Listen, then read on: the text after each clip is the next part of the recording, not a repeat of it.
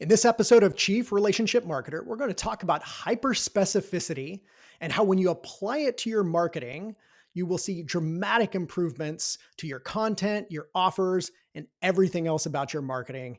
Let's jump into it. So the big question is this: how can marketing leaders at small to mid-sized companies break through all of the marketplace chaos, noise, and competition to execute differentiated marketing that connects with buyers on a human level, building real meaningful relationships at every stage of the buyer's journey, while at the same time generating measurable results that elevate their organizations and their careers to new heights? That is the question, and this show will give you the answers. My name is Frank Coel, and welcome to the Chief Relationship Marketer Show. You know the problem with most marketing? It's this, is that it aims to please too many people. It aims to be attractive to way too broad of an audience scope. And instead of being meaningful and producing marketing that's effective, what happens is marketing that's broad and generic ends up not resonating with anybody.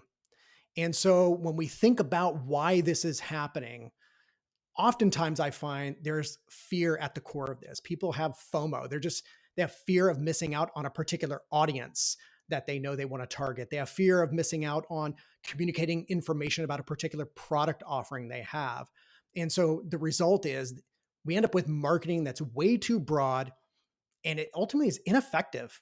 Low response rates, low ROI, and it doesn't work, especially today. Okay, so how do we combat these broad, generic campaigns that really don't resonate with anybody and overcome that FOMO by getting hyper specific? So what we're going to do is we're going to do a little exercise here. It's real simple. We're going to look at a specific vertical that you serve really well. And when we look at that vertical, we want to juxtapose that against a major overarching goal that vertical wants to achieve. That creates the very first intersection, right? So we have intersection one. You have a vertical that you want to serve, that you're really great at serving, and that vertical has an overarching goal that they want to achieve. Once you know that intersection, we're going to go down one layer and we're going to ask who within that intersection cares most about achieving that goal. And what we're going to do is we're going to end up with a person. In marketing speak, we call that a persona. We're going to end up with a persona, and then we're going to ask the next question.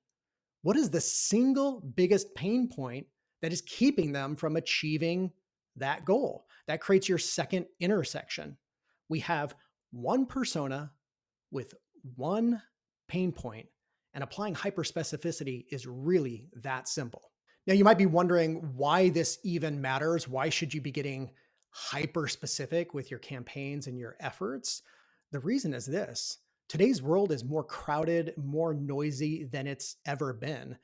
In the past, brands may have been able to get away with very broad, generic brand advertising, but not today.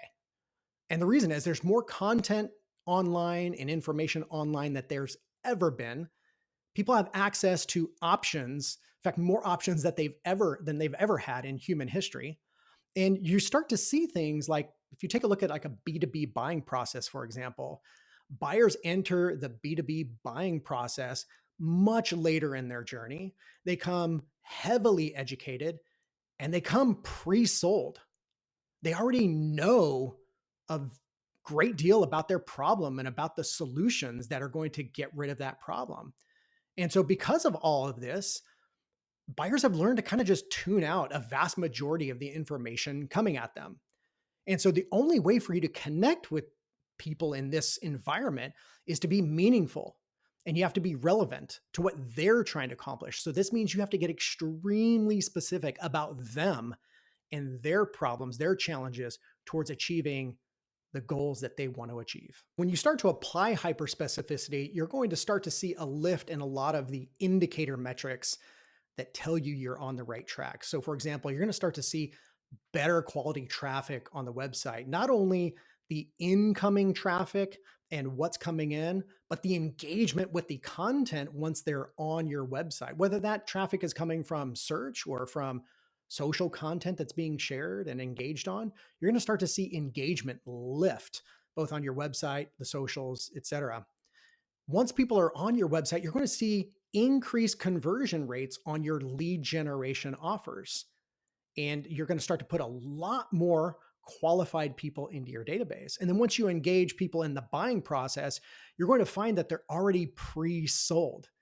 Ultimately, this means that you're going to have a much stronger customer base when people decide to do business with you. If you're still kind of wondering, like, what does this look like, Frank? Let me give you an example about how easy this is to do and what it looks like in practice. So let's say, for example, let's say you have a piece of content that's, the ultimate guide to content marketing, right? You've put a lot of effort into this piece.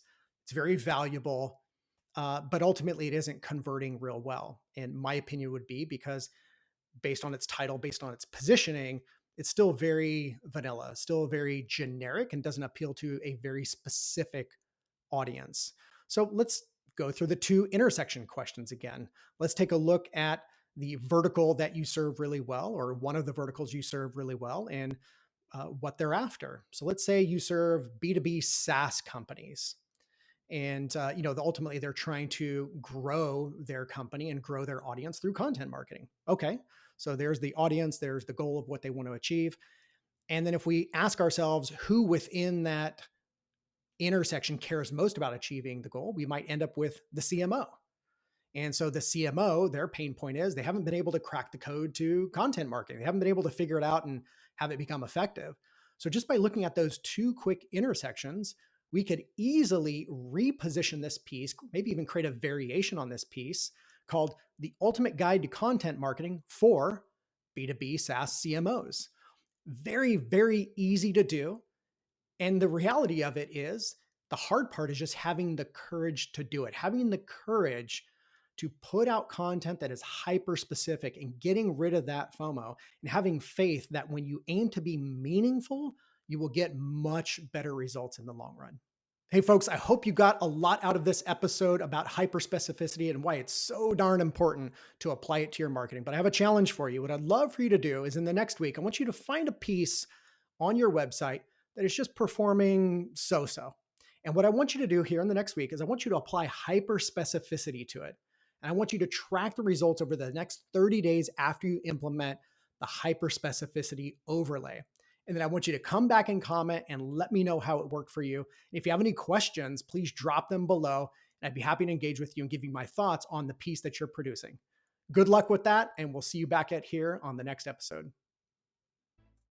For more Chief Relationship Marketer content, episodes, and more, visit chiefrelationshipmarketer.com.